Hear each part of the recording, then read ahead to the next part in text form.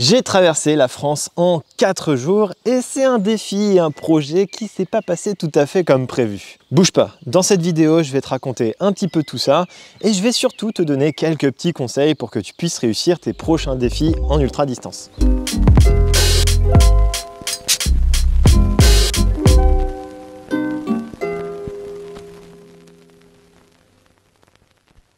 Oui, bon, j'ai plus de studio, donc il va falloir que je m'adapte, et ça pendant quelques vidéos. Donc tu risques de retrouver des décors un petit peu différents et surtout un peu plus naturels. D'ailleurs, j'espère que la pluie va me laisser tourner parce qu'ils annoncent de la flotte. C'est un peu pour ça qu'en ce moment, tu vois plus trop de vidéos sur YouTube, c'est moins régulier, j'ai plus ce rythme de une vidéo par semaine. Mais j'ai toujours envie de privilégier cette qualité plutôt que cette quantité. Donc voilà, je me mets moins la pression et il y a une vidéo qui sort quand elle est prête. Mais bon, ça c'est juste pour un temps et j'espère très rapidement pouvoir vous proposer un rythme assez régulier d'une vidéo par semaine avec toujours des tutos sur le bikepacking, sur l'ultra, avec des tests de matos, etc. un petit peu comme avant. Bon, revenons au projet et déjà commençons par définir c'est quoi ce projet. Le projet, c'est de faire une diagonale en France. Tout simplement. Des diagonales, il en existe plein à travers le pays. Les plus connus sont Brest, Menton et la deuxième, c'est Hendaye-Lauterbourg. Après, il existe d'autres diagonales, on appellerait plutôt ça des transversales. Par exemple, en Lauterbourg-Brest, partir du nord pour aller le plus au sud. Enfin bref, il y a plein de diagonales différentes en France. Et l'idée, c'est de faire la deuxième plus longue diagonale de la France, qui est de partir de Hendaye et d'arriver jusqu'à Lauterbourg en Alsace. J'entame donc ce défi en plein mois de février pendant les vacances scolaires. Bon, si tu me suis sur Instagram, tu dois sûrement connaître l'issue de ce premier chapitre. Sinon, crois-moi, ce premier chapitre est plein d'apprentissages. D'ailleurs, ces apprentissages, je les ai condensés dans une vidéo qui est sortie dernièrement, qui est les 8 erreurs à éviter quand on commence en ultra distance. Bref, je me dirige donc vers Hendaye, je prends un train pour aller à Hendaye, et l'idée c'est donc de rejoindre Lauterbourg, puis Strasbourg et de rentrer en train. Le projet est plutôt simple en soi. C'est encore l'hiver, la météo s'annonce froide, voire même très froide, et avec un petit peu de pluie sur certaines étapes. Donc ce que je décide de faire, c'est de segmenter cette longue trace de 1300 km en 4 grosses étapes. J'avais prévu à la fin de chaque étape de rejoindre un hôtel parce qu'il n'était pas trop question de dormir dehors par -5 voire -10 degrés. Non. Ah, ça y est, c'est vraiment le début de cette folle aventure là. Je suis sur la corniche entre Hendaye et Biarritz. C'est stylé, le soleil est en train de se lever, je vois les phares et tout. Vous pouvez pas voir grand chose parce que c'est au-dessus de la végétation. Bon, je suis un peu malade encore, ça va mieux. Je peux au moins prendre le départ. Je vais voir jour après jour comment ça tient. Et voilà, je vais pas me mettre la pression. Bon, la pression, finalement, je vais me la mettre pour arriver à temps avant la fermeture de l'hôtel. Et tu l'auras compris, j'ai pas vraiment la forme pour avancer assez vite. Au niveau des jambes, je ressens encore des courbatures liées à la fièvre, je pense. C'est pas super agréable, je sens que je suis diminué. Mais là, je suis content parce que je commence à arriver dans les Landes. Les paysages changent, c'est moins escarpé, plus plat. La végétation est différente aussi. Et là, je sais que ça va être full plat jusqu'à Bordeaux. Ah, les Landes. Quelle grande histoire, les Landes. Alors oui, c'était plat, oui, j'avais le vent dans le dos, oui, je pouvais aller plus vite, mais bordel... Et ça y est, c'est le moment où je me plains. J'en ai ras le cul, putain. Des lignes droites, mais à tout va, et au bout de la ligne droite, il y a un semblant de virage pour éviter un sapin. Et puis ce tout petit machin de virage là, tu freines même pas dans le virage. Au bout de la ligne droite, il y a une ligne droite. Et après la ligne droite, il y a encore une ligne droite. T'as un patelin tous les 50 km. Et c'est tout plat, il n'y a rien. Oh, tout à l'heure j'ai eu un faux plat, j'étais content. Tu parles, ça a duré 300 mètres. Tiens, au passage, je vais répondre à une question qu'on me pose souvent. Où est-ce que je trouve toutes ces idées un peu farfelues de mes défis? Dernièrement, j'ai fait l'Everesting sur une côte assez connue à Tours, qui est la côte de la Tranchée. Un Everesting, c'est de gravir 8848 mètres de dénivelé positif. Donc souvent, on me demande d'où sortent ces idées. La réponse est assez simple, pendant mes longues heures de selle, notamment sur cette diagonale. Et débile comme je suis en train de me dire, oh vas-y, si je faisais une sorte d'aventure défi où le but ça serait de rester dans les Landes, dans le département des Landes, interdit d'en sortir, et d'essayer de faire une sortie de 4400, une sortie avec l'équivalent du dénivelé du Mont Blanc. Parce qu'un Everesting dans les Landes, autant dire que ça va durer un peu longtemps, je pense. Bon, sinon je continue, c'est assez difficile, mais j'essaie quand même de conserver cette gestion de l'effort que j'ai habituellement. Je mange beaucoup sur mon vélo pour m'arrêter le moins possible, et quand je m'arrête, je marche et je m'étire parce que j'ai vraiment très mal aux jambes. Allez, c'est reparti. Là, c'est un mal aux jambes avec des courbatures de fièvre. C'est atroce, j'avance pas. Je commence à plus voir d'intérêt et je prends pas énormément de plaisir là. Donc petit à petit, je suis en train de me dire, bah tant pis. De toute façon, je suis pas assez entraîné, donc à quoi bon se faire mal? C'est assez dur, mais de toute façon, en partant, je m'y attendais un peu. Je suis pas sûr d'aller à Strasbourg. Moi, je les connais mes limites et là, je m'en rapproche un peu. Et à ce stade, continuer, ça serait pas une bonne idée. Finalement, je décide de m'arrêter un petit peu au nord de Bordeaux parce que ça va pas du tout. Et puis parce que la nuit commence à tomber et je me voyais pas aller jusqu'à Angoulême et de faire les, je crois, 100-150 derniers kilomètres qui me restaient pour aller à Angoulême. Bon allez, c'est reparti pour un tour. Je suis pas très bien. Et le lendemain, après avoir passé une nuit à transpirer, je repars quand même pour ne rien regretter, mais franchement, je vais pas au mieux. Et là, je lutte de fou pour arriver à Angoulême. C'était, je crois, super dur et sûrement les 20 derniers kilomètres, c'était sûrement les plus durs de toute ma carrière de cycliste. C'était juste horrible, quoi. Je suis frigorifié par le froid et surtout à cause de la légère pluie qui est tombée lors de cette étape. Et surtout, à cause de la fièvre, je commençais à avoir des gros vertiges. Je manquais de tomber à chaque fois qu'on me doublait, en voiture ou en camion, c'était le pire. Et ça devenait vraiment trop dangereux. Est-ce que c'est possible de prendre avec mon vélo? Et arrivé à la gare, je demande si c'est possible de prendre le prochain train, alors que je n'ai pas du tout de housse pour mettre mon vélo. Le contrôleur est à 2 doigts de me refuser, mais heureusement sa collègue qui me voyait trembler comme une feuille a accepté. Bon, et à ce stade-là dans la gare, franchement, s'il ne m'avait pas accepté dans le train, je pense que j'aurais dû appeler le SAMU parce que j'étais vraiment dans un sale état. Bon, cette diagonale, c'était pas pour cette fois. Mais bon, tu connais le loustic, je suis pas du genre à lâcher l'affaire, donc j'y suis retourné. Bon, il fallait que je retente et j'en ai profité pour changer certaines choses. Pas question de reprendre Clémentine, qui est mon vélo de gravel, qui est trop lourd, pas assez réactif. Certes, c'est confortable, mais pas pour de l'ultra-distance. J'enlève ma sacoche de prolongateur et je fais en sorte de beaucoup plus réduire le nombre d'affaires que j'avais à emporter, histoire de partir le plus léger possible.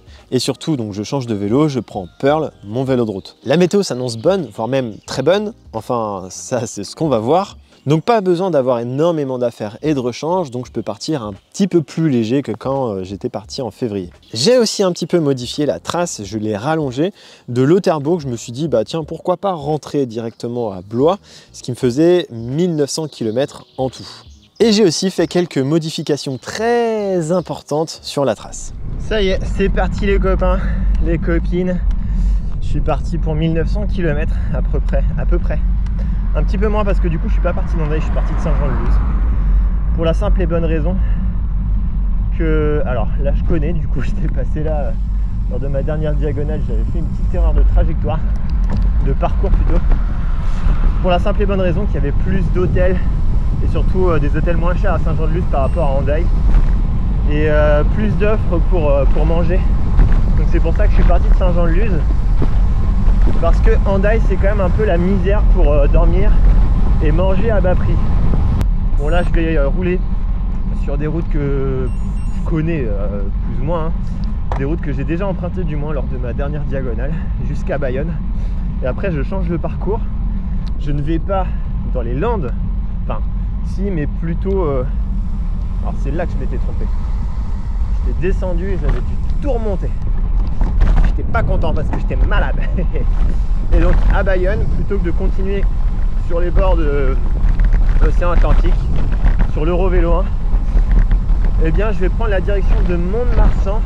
Je vais prendre la Dour plutôt que de prendre les Landes qui sont interminables et surtout plates et droites avec des lignes droites de merde.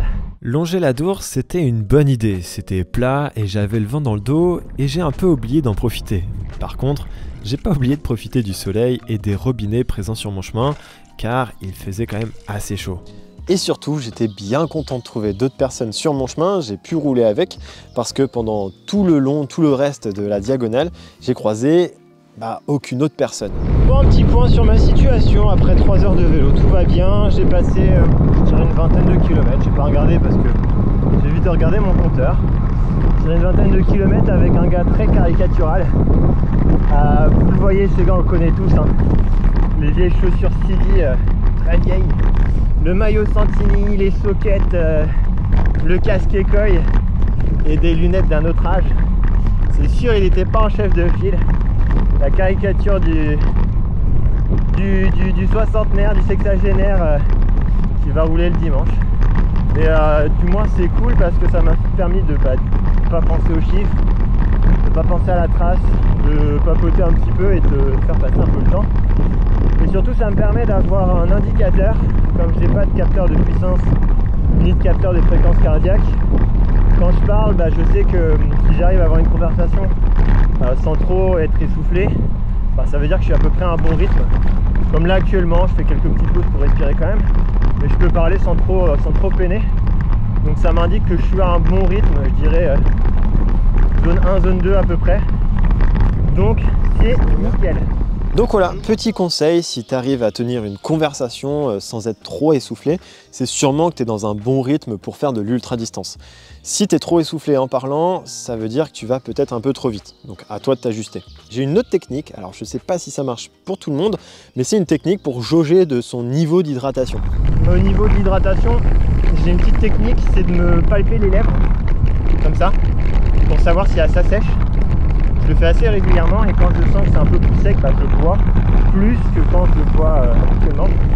Ce défi, cette diagonale, je l'ai segmenté pour plusieurs raisons. Déjà, premièrement, pour éviter d'avoir un fichier GPX trop gros dans mon GPS. Et puis surtout, et c'est un autre tip que je pourrais vous donner, c'est que mentalement, c'est plus difficile de se dire qu'il te reste 1300, 1500 bornes, plutôt que de se dire, tiens, il me reste, allez, 200, 300 km pour aller à la prochaine étape et puis après, arriver au prochain checkpoint, il me restera 300 km, etc. Avancer par petits sauts de puce, mentalement, c'est plus facile. J'ai donc segmenté cette trace en 4, ce qui correspond grosso modo à un jour entier. Ça fait entre 300 à 360 km par jour, donc c'est plutôt pas mal. C'était parfait parce que 300 à 350 km, c'est une distance que j'arrive à faire, dans laquelle je suis plutôt à l'aise. Donc, mentalement, c'était assez facile de se dire que il me restait 300 km pour aller au prochain checkpoint. Ça fait longtemps que j'ai pas roulé de nuit et c'est toujours aussi cool en vrai. Ça sera moins cool quand j'aurai besoin de dormir que je commencerai à piquer du nez. Ça y est, je commence à rouler de nuit et la température descend assez vite, voire même très vite. Et à Périgueux, ma première trace se termine. Je suis au premier checkpoint et j'en profite pour manger, mais j'ai peut-être fait une erreur. Hier, je me suis acheté un sandwich à la Micheline et au camembert et je me suis dit, le petit camembert, le petit creux camembert. Et je me suis dit, allez, vas-y, je le garde pour demain, je serai content. Ça me fera 4 sandwichs, un tous les 100 km. Et celui-ci, je le prendrai au kilomètre 300. Et je sais pas, j'ai l'impression que je le digère pas. Peut-être que depuis hier, comme il n'a pas été au frais, il n'était pas toute une première fraîcheur. Et là, j'ai envie de gerber. Et genre de gerber comme c'est pas genre juste des petites nausées, c'est genre je sens que c'est prêt à sortir. J'aimerais bien quand même faire 50 bornes, arriver au kilomètre 400 avant de dormir. Ce serait un bel objectif, ce serait une belle journée. Et puis après, voilà, si je dois dormir 2, 3, 4 heures, je dormirai le temps qu'il faudra. Bon, au final, je ne lutte pas contre le sommeil. Merde, il se remet à pleuvoir. C'est pas grave. Je ne lutte pas contre le sommeil, je fais à peu près une dizaine de kilomètres après Périgueux et je décide de trouver un spot pour dormir. Et c'était un peu dur parce qu'en fait je me suis retrouvé assez vite dans un milieu hyper rural, au milieu de la campagne, et il n'y avait pas beaucoup de villes, donc pas beaucoup d'abribus. Les abribus, c'est un endroit assez facile à trouver et dans lequel on peut assez bien dormir parce qu'on est à l'abri du vent et à l'abri de la pluie. Pas comme là par exemple. Bon, heureusement j'ai trouvé un spot un petit peu ghetto en apparence, mais franchement, c'était le meilleur spot je pense de toute cette traversée. Bon, finalement j'ai pas réussi à faire mes 400 km, je commençais à piquer du nez et je suis dans une zone assez rurale. J'ai trouvé une grange, je suis à côté d'une vieille voiture, c'est le bordel, voilà. Une grange, là il y a la route juste ici. J'ai trouvé un espèce de tapis là, je me suis permis de le mettre comme ça. Ça va être hyper confort. Mon bivy, je vais mettre mon duvet dedans. Et je vais utiliser je vais me sécher un peu la tronche. Je vais utiliser mon nœud de cuissard pour mettre sur les zones qui vont toucher le sol, surtout les hanches. Bon là avec le tapis, franchement ça va être pas mal. Je mets pas de réveil, je dors le temps qu'il faut que je dorme. Et voilà, je suis plutôt à l'abri, donc ça c'est chouette. Pas trop froid, nickel. Je suis prêt à dormir. Bon bah, je suis toujours dans ma grange là. Il est 4h15 du mat à peu près. J'ai trop bien dormi. J'ai eu un peu chaud, mine de rien, mais je suis bien reposé. J'ai dormi 4h30 à peu près. Entrecoupé par les voitures qui passaient parce que je suis vraiment juste à côté. Je me demande ce que foutent les gens à 4h du mat en bagnole ici.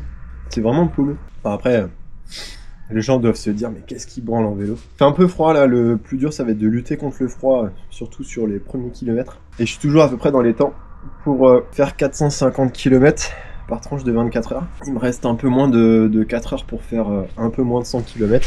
400 à 450 km, c'est un peu l'objectif que je me suis donné par tranche de 24 heures. Ça me semblait plus ou moins réalisable, mais c'était sans compter quelque chose qui allait se passer un peu plus tard. Bon, en vrai, on va pas se mentir, c'est un rythme qui est assez rapide. En vrai, c'est pas infaisable en course quand on est bien préparé, sauf que là, c'était mon premier 1000 km, donc je voulais pas non plus me batailler, et donc je voulais faire ça d'une manière un peu confortable, entre guillemets. Donc pour arriver à la fin de cette diagonale, il va falloir que je ralentisse un petit peu, et heureusement, la suite du programme va m'aider, va beaucoup m'aider d'ailleurs à ralentir. Il fait méga froid, genre 2 degrés. Les bas-côtés sont un petit peu blancs, donc je pense qu'il a gelé. Donc autant vous dire qu'il fait froid. Je faisais des grandes descentes. Là, je viens d'en refaire une. Où tu passes dans un vallon, c'est assez encaissé. Et la nuit était... bon, elle était fraîche, mais franchement ça va. Il y a juste vraiment depuis quelques kilomètres où il fait vraiment froid. Et où c'est gelé sur les bords. Sinon c'était trop cool parce que c'était hyper dégagé. Vous pouvez voir les étoiles, la lune se coucher. Franchement c'est ce que je kiffe dans la nuit, c'est de pouvoir observer les étoiles. Tu te sens privilégié quoi quand tu vis ça tout seul sur ton vélo. T'es pas emmerdé ou pas trop emmerdé par les voitures. Au petit matin, je me bats contre le froid dans une région parsemée de petites côtes qui sont assez courtes mais très rapprochées. Donc c'est assez intense et on va dire que ça me permettait de me réchauffer. Et j'arrive au premier point de repère, mes premières 24 heures. Allez, 3, 2, 1, 24 heures de vélo. Wouhou! Allez, première 24 heures passées. 421,5 km. Je continue toujours de gérer mon effort, mon alimentation. Je m'hydrate bien et j'avance doucement mais sûrement. La route est sympa et c'est sûrement la partie la plus vallonnée. Je passe Limoges, Ambazac, Crozant et j'arrive petit à petit sur des routes que je connais car je m'approche de chez mes parents et vient enfin l'heure du dilemme. Sinon, il y a un dilemme qui se pose là depuis un petit moment dans ma tête. Comme je compte arriver je prévois d'arriver à peu près à 16h chez mes parents. Je m'étais dit bon bah vas-y, je fais que 3 heures chez eux, douche, je mange, petite sieste, je mange et je repars. Donc ça c'était ce qui était initialement prévu. Mais à la base de la base, j'avais calculé pouvoir arriver à 8-9 heures. Enfin, mon estimation c'était plutôt 8-9 heures du matin. Là j'ai pris énormément de retard, j'avais vent de face, j'ai fait beaucoup plus de pauses, c'était beaucoup plus vallonné, donc l'estimation du Garmin était surestimée par rapport à ce que je peux faire. Puis mine de rien, j'ai quand même 500 bornes dans les pattes, donc j'avance moins vite, même si je trouve que j'avance quand même bien. Donc c'est soit ça, soit je m'arrête à 16 heures, je profite vraiment, massage, douche, etc. Pas de sieste, je profite de mes parents, ce qui sera pas plus mal parce qu'on se voit pas non plus trop souvent. Et puis je dors là-bas, dans un vrai lit. Oh. Et puis quitte à me lever beaucoup plus tôt, genre je sais pas, 4 heures du mat, et partir à l'aube, ce serait pas mal.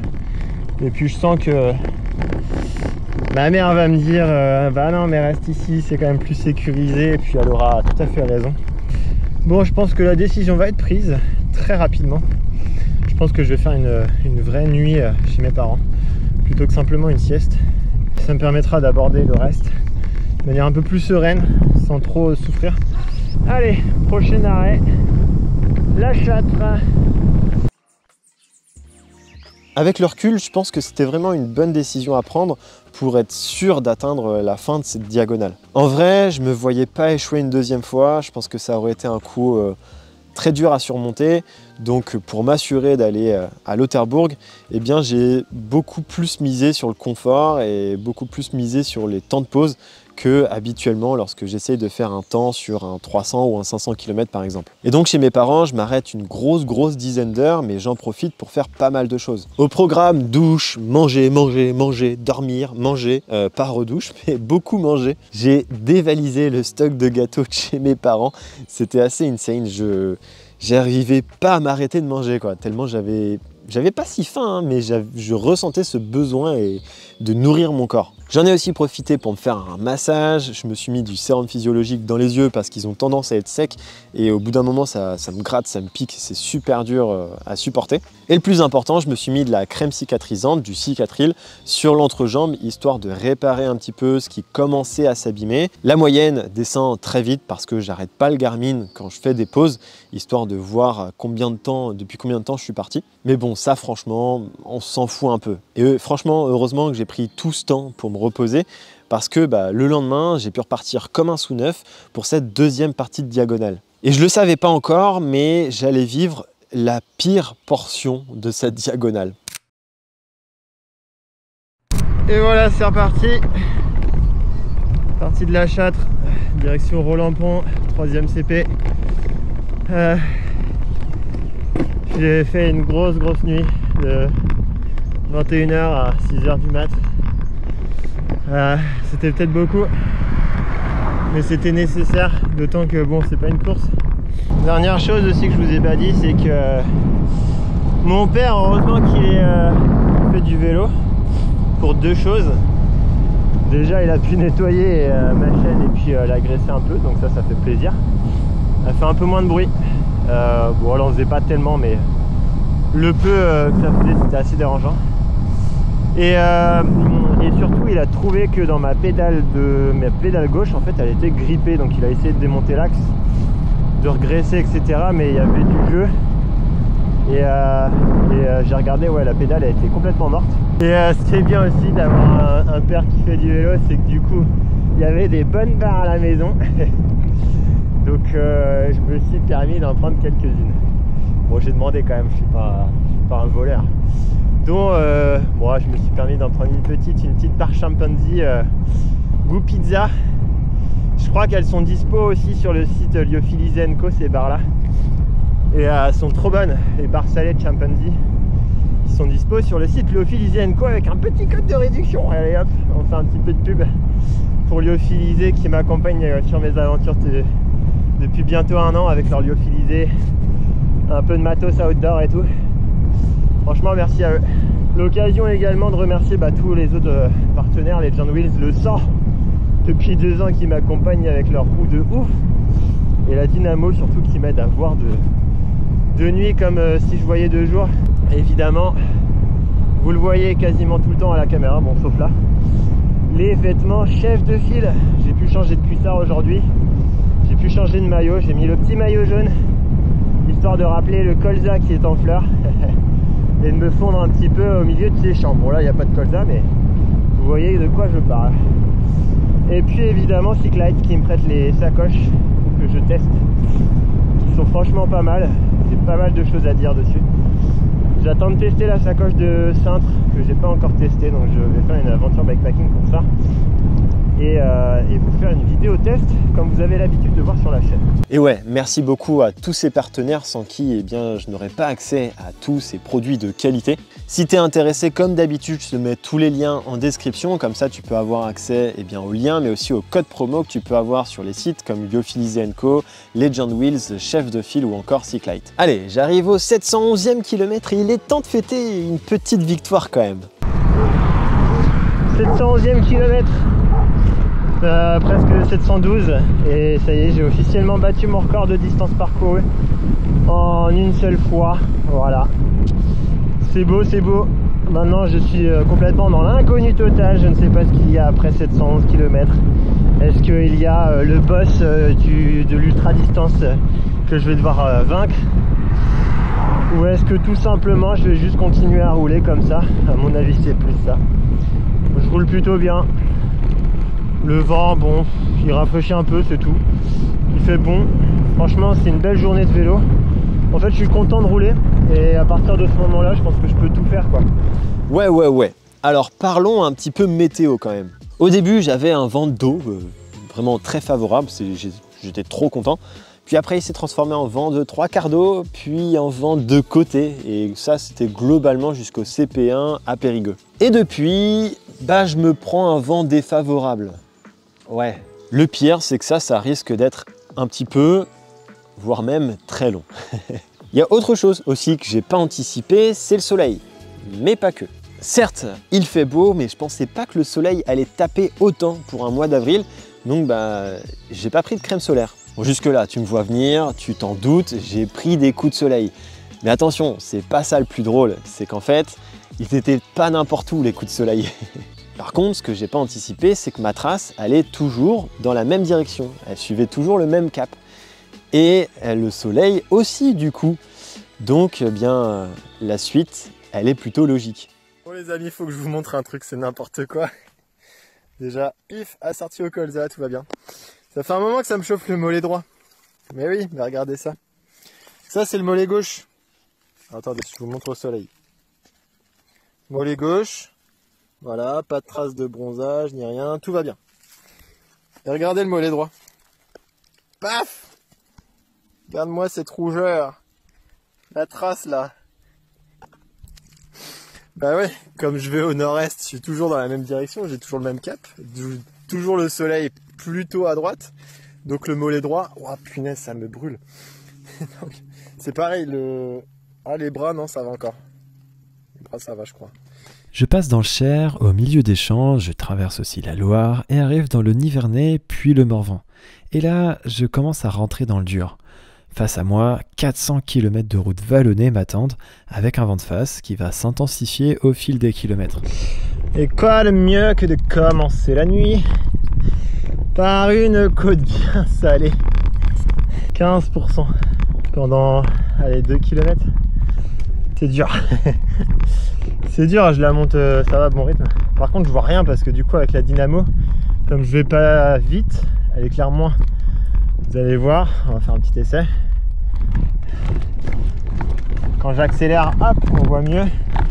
Et quand je ralentis, hop, l'intensité se réduit. Hello les amis, ça fait 65 heures que je roule.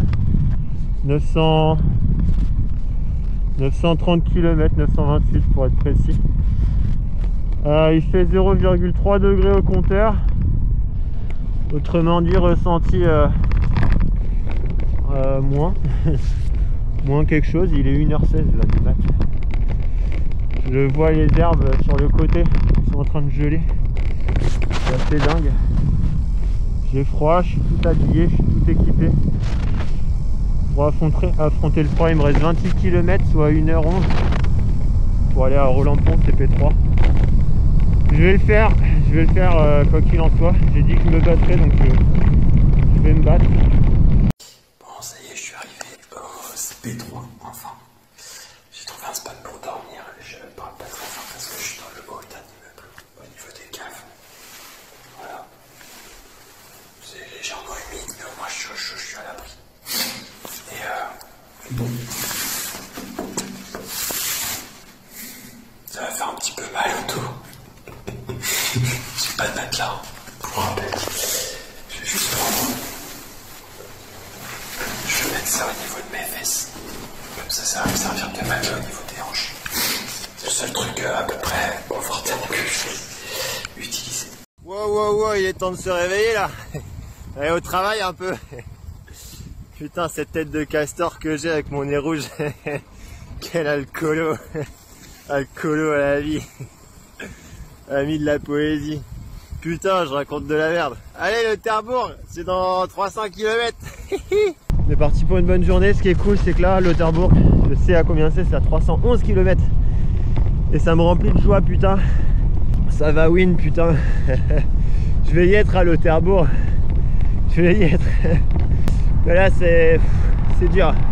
C'est dur dans la résistance. Mentalement, ça suit. Physiquement, ça suit. Ah, résistance au froid, c'est dur. Putain.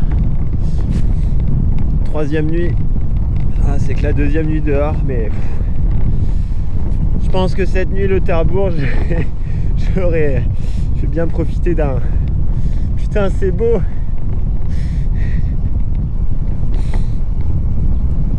Putain, c'est beau le lever de soleil là. J'ai attendu ça pendant je sais pas combien de temps cette nuit. Je pense à Lauterbourg, j'aurais mérité un hôtel pour fêter cette putain de diagonale.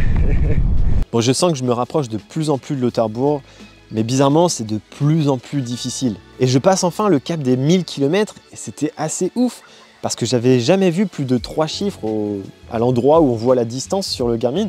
Donc c'était juste incroyable comme sensation. Et malgré l'excitation, la fatigue me gagne, et c'est de plus en plus difficile d'avancer vite. Je dois faire une sieste avant que les galères arrivent. Putain, j'étais dans une bonne descente, j'étais trop content de prendre de la vitesse. Et vlati pas que je dois me prendre un chemin, je sais pas pourquoi. Il n'est pas référencé comme un chemin sur Komoot. Il y a de la grosse caillasse. Je suis en pneu de route. Oh, putain. Baiser la vitesse. C'était trop con parce que j'étais en pleine descente, c'était trop bien. Je pouvais enfin me reposer, bah non. Bon, et ça, c'était juste 600 mètres un petit peu chiant. Et plus j'avance, plus l'arrivée à Lauterbourg semble loin, trop loin. Pourtant, les kilomètres se rapprochent, mais j'ai cette sensation que ça s'éloigne. C'est super difficile en fait. Le passage dans le département des Vosges était sans doute le plus dur de toute cette traversée. J'ai le vent de face, c'est très dégagé, donc je me le prends en pleine tronche. Ça commence à être très vallonné et la nuit commence à approcher. Et je commence à avoir peur d'un truc. Ma seule grosse crainte, c'est d'arriver à l'hôtel et qu'ils me disent bah non en fait, ou que je vois que c'est fermé. Parce que je compte y arriver vers 23 h. Je suis pas à l'abri de faire une pause, une demi-heure maxi. Avec le fait que je vais ralentir, je pense que ça va être plutôt 23h30 minuit. J'espère qu'il y aura un ou une réceptionniste. Sinon, je dors, je sais pas où, et ça m'embêterait vraiment beaucoup, très fort. Bon, kilomètre 1119, j'avance toujours pas, il y a toujours un vent de dingue. Et plutôt que de prendre l'hôtel à Lauterbourg, du coup, j'ai pris le plan B, hôtel à Guenot. Et j'ai décidé de prendre le plan C. J'ai regardé les hôtels et je pense que je vais m'arrêter à Saverne, donc encore plus tôt. Saverne, c'est dans 70 km à peu près, donc j'en ai pour à peu près 3 heures, peut-être un peu plus avec ce vent de face. Je suis explosé. Du coup, je suis à Saverne, à 80 km de Lauterbourg. Et comme vous vous en doutez, hôtel ce soir. Je suis vraiment mort. Les 60 derniers kilomètres, je les ai faits, je me suis bougé le cul, je me suis motivé, etc. pour me dire, ok, là tu vas dormir à l'hôtel, tu vas te motiver, etc. Il y avait un long canal, je commençais à avoir froid et tout. Bref, je me voyais pas passer une autre nuit dehors. Là, je pense que le contre-coup d'hier à dormir à 3h, ça me flingue. Donc je vais dormir. Je vais faire un gros dodo. Demain, sans faute, Lauterbourg. Putain, j'ai le nez rouge. Et puis voilà. J'aurais fini cette diagonale de fou. Là, je vais prendre une douche, beaucoup manger et ça va aller beaucoup mieux.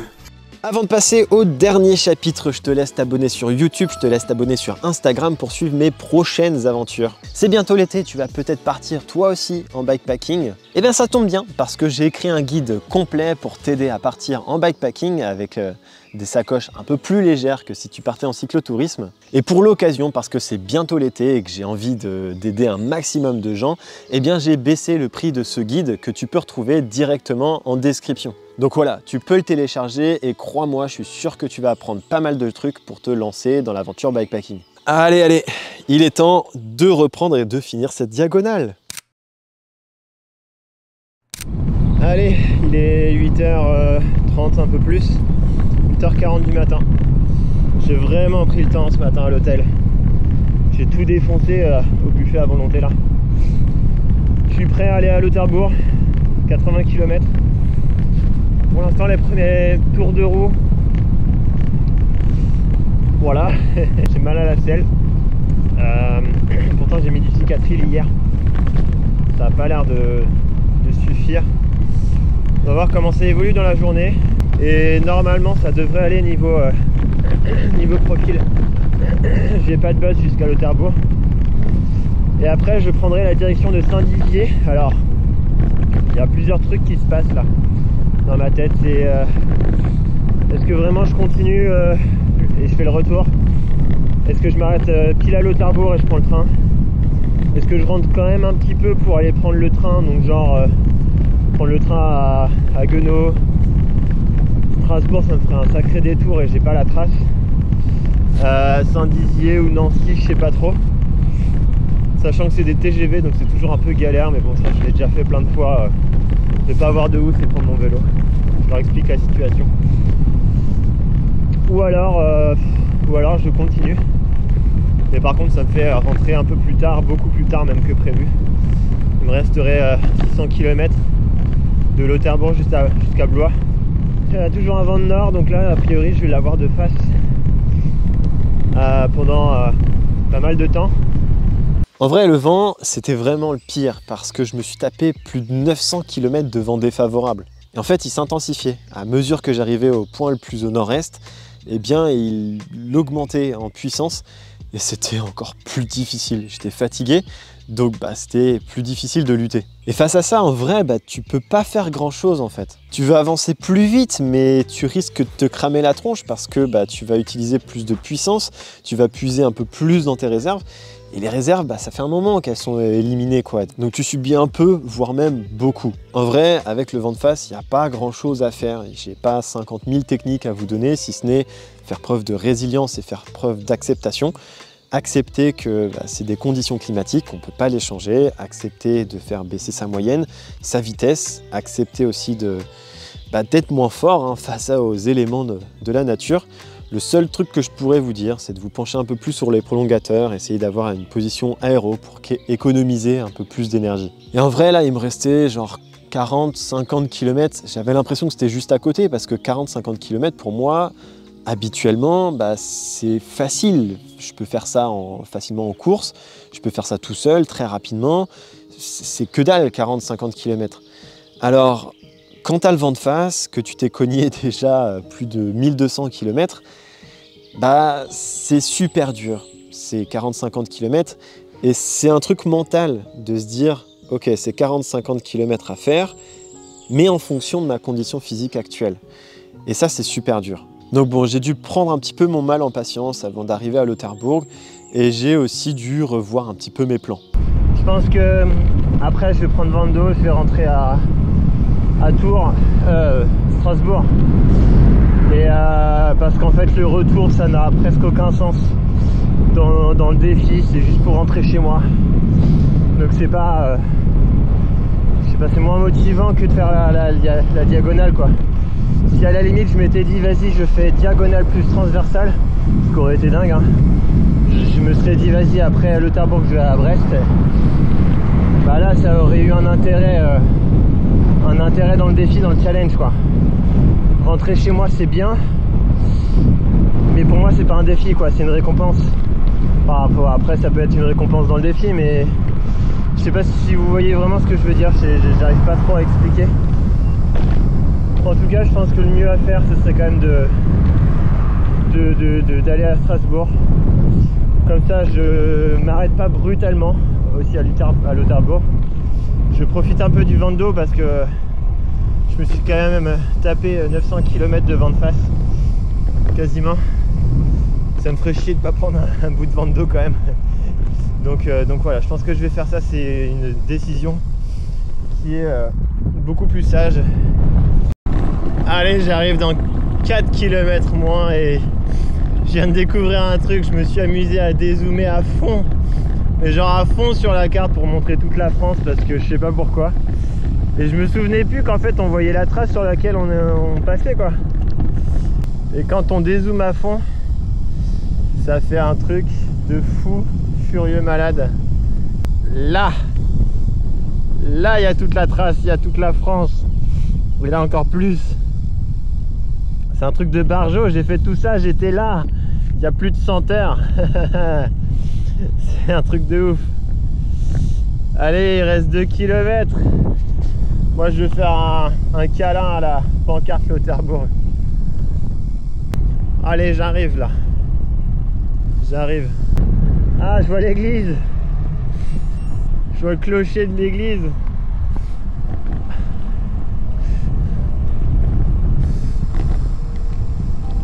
Oh, les camions, ça fait beaucoup de poussière. J'en ai plein les yeux. J'ai vu quand même beaucoup de paysages hyper variés. Qu'on vienne pas me dire que c'est la diagonale du vide. Il n'y avait pas grand monde certes.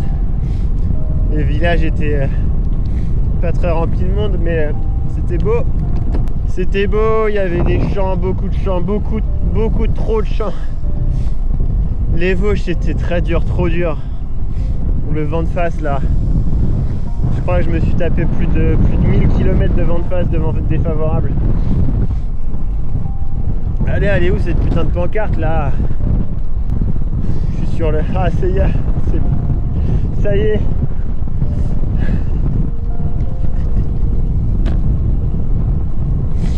Oui, putain!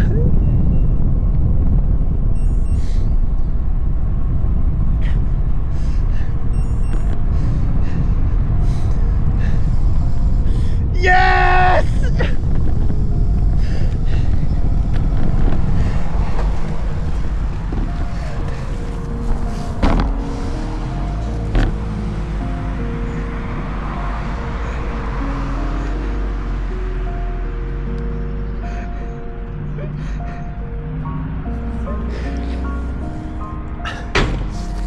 Putain, j'y suis!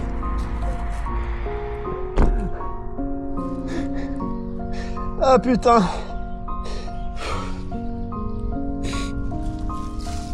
Ah, j'ai pas les mots, putain! Ah, c'était dur! C'était dur, mais je l'ai enfin fait! J'attends que ça depuis 300 bornes! Faites des conneries dans nos vies! Essayez des trucs, plantez-vous! Allez à l'échec! Défiez-vous! Vous allez apprendre vraiment à vous connaître! Là encore, j'ai appris à me connaître. Je pensais pas que c'était possible de faire 1272 km.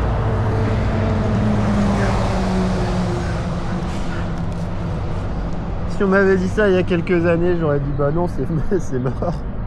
Je dois avoir mal au cul. Ah, l'Otterbourg. C'est un truc de fou.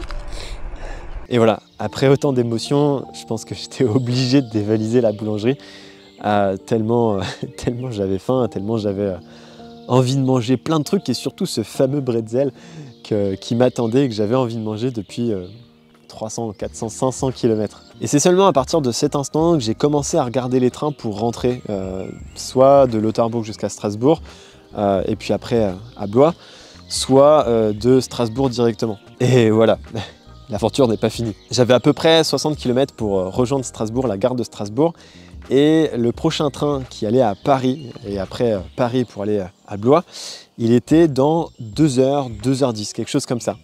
Donc je vous laisse faire les calculs, je vous laisse calculer à peu près la moyenne qu'il a fallu que je fasse pour aller à la gare. C'était un peu rapide, surtout après 1300 km. Donc ni une ni deux, j'ai repris mon vélo, j'ai foncé jusqu'à la gare. En plus, j'avais pas la trace. J'ai pris Google Maps, la route qu'empruntaient les voitures.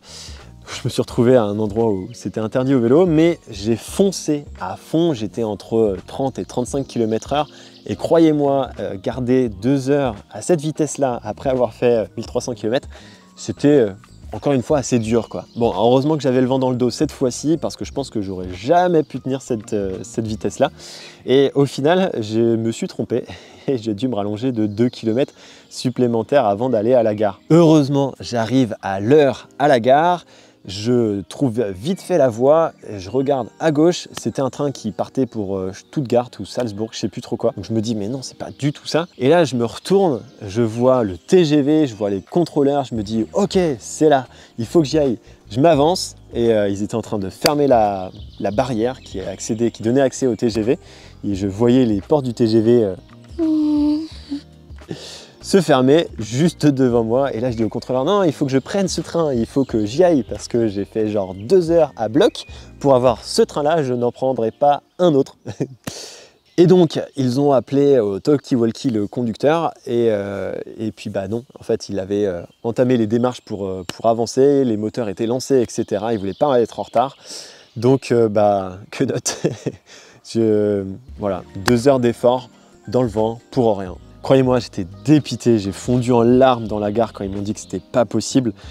Tout le monde se demandait ce qui se passait, mais j'en avais rien à faire du regard des autres parce que j'étais juste accablé, quoi. J'avais tout donné, j'étais fatigué d'avoir fait les 1300 km, j'étais à bout de nerfs, donc j'ai chialé comme c'était pas possible.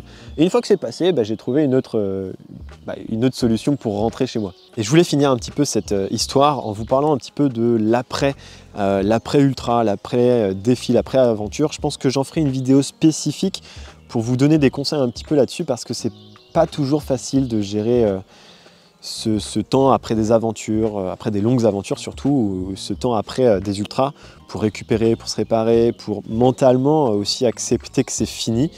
Je pense que je vous ferai une vidéo là-dessus. Donc pour vous parler un petit peu de ce qui s'est passé après, eh bien au début je mangeais beaucoup, je n'arrivais pas à être contenté, à être repu. Donc je mangeais tout ce qui passait devant moi, n'importe quoi, je pouvais tout manger. Et c'était assez ouf, ça a duré peut-être 2-3 jours où j'ai déglingué tous les stocks de nourriture chez moi. J'ai aussi mis quelques jours à récupérer de mes coups de soleil, notamment mes coups de soleil au niveau du mollet à droite, qui était complètement cramé, qui a bien pelé. Aussi au niveau des lèvres, qui était bien gercé, c'était assez difficile à gérer, mais voilà, donc j'ai beaucoup bu pour me réhydrater. Au niveau de la nuit, on pourrait croire que la première nuit, j'ai dormi 10 à 12 heures, 20 heures peut-être. Mais en fait non, j'ai fait une nuit quasi classique. Je me suis endormi à 2h30, 3h et je me suis réveillé vers 8-9 heures. Donc ça reste une petite nuit.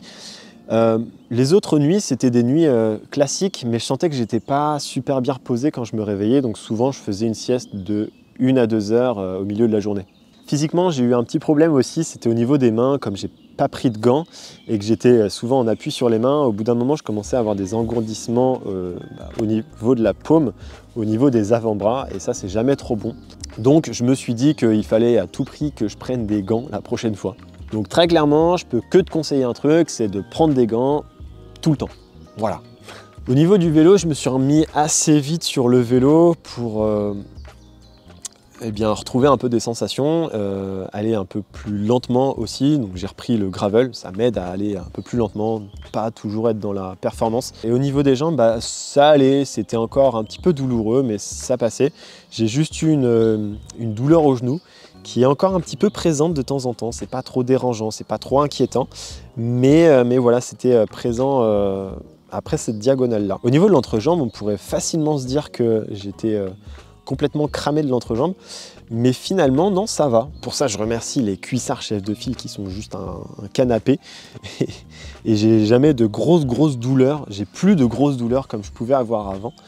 Et donc avec le Cicatril, donc une crème cicatrisante, en mettant sur l'entrejambe, au bout de 2 jours, c'était réparé. Sinon, qu'est-ce que m'a appris cette diagonale? Eh bien, mine de rien, plein de choses. À propos de mon corps, je pense que maintenant que j'ai fait 1300 km, je peux partir sur un 2000, je peux partir sur un 4000 peut-être, qui sait. Je pense que une fois que tu as vécu ton premier 1000 km, tu peux plus ou moins tout faire. Et j'ai encore repoussé un petit peu mes limites, mais toujours en restant dans cette petite zone de confort, et ça c'est chouette. Je me suis pas fait trop de mal physiquement, mentalement. J'aurais pu, hein, mais c'était pas l'idée non plus.